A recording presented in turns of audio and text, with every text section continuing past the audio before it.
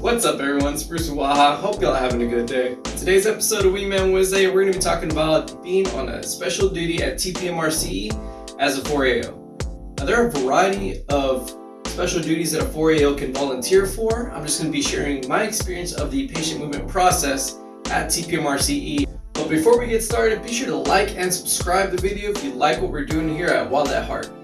Alright, let's get into it.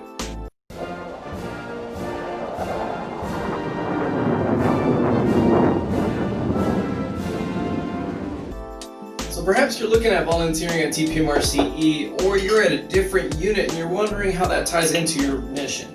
Today we're going to be discussing a little bit about that and the whole patient movement process. My AFSC is 4 Alpha 0 X1. That is Health Services Management. And I'm currently on a special duty as a patient movement controller for TPMRC-E.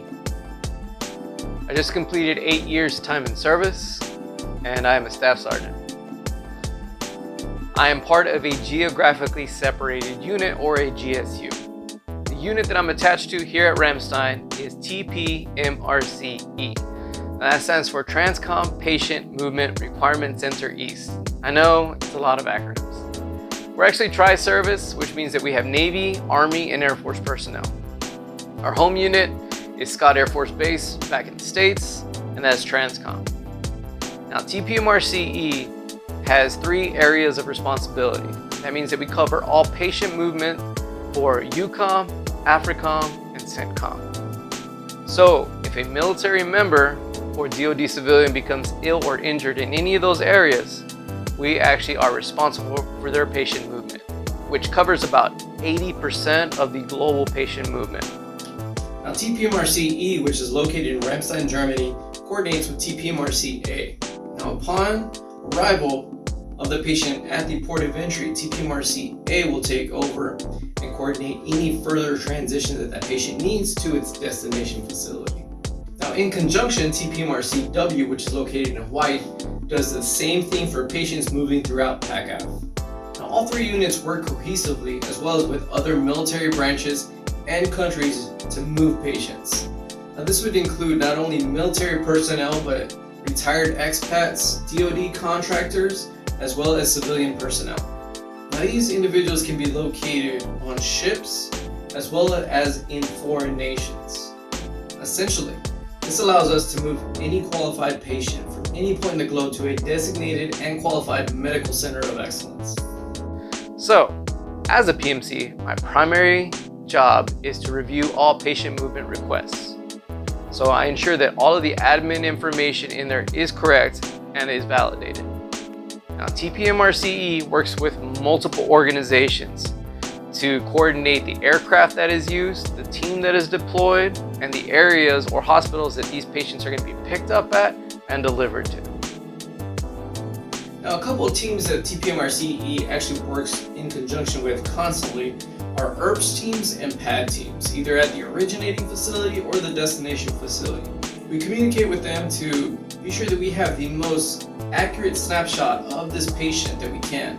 That way we can know where these patients are going, the type of care that they're going to receive, as well as any special care that they need in transition.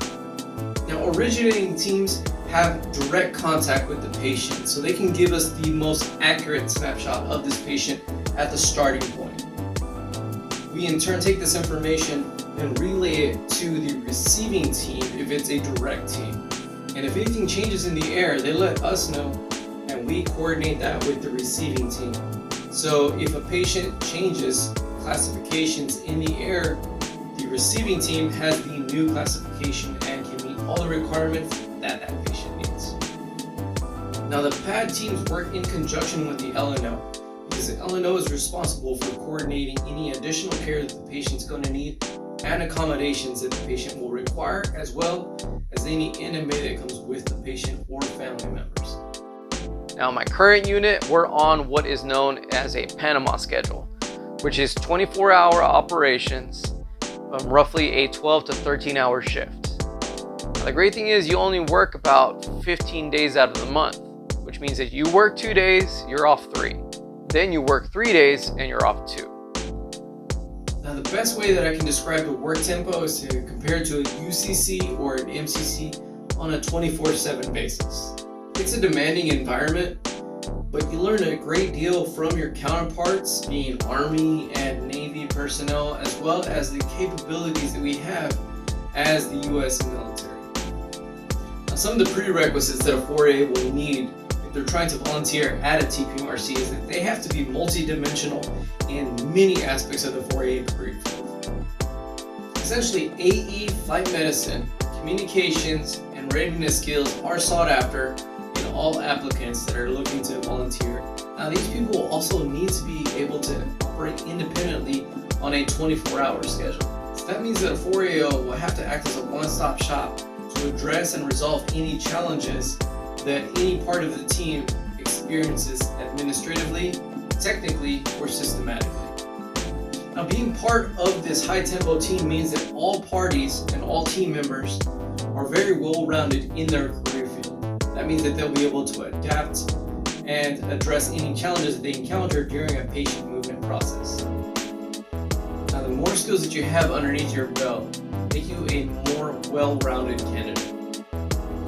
Well, guys, that wraps up this episode of Wingman Wednesdays. I hope you found that information beneficial. If you have any questions regarding being assigned at a TPMRC or any part of the patient movement process, be sure to leave that down in the comments below. As always, I'm Bruce Suwaha, asking, hey, where's your wingman? Y'all take it easy.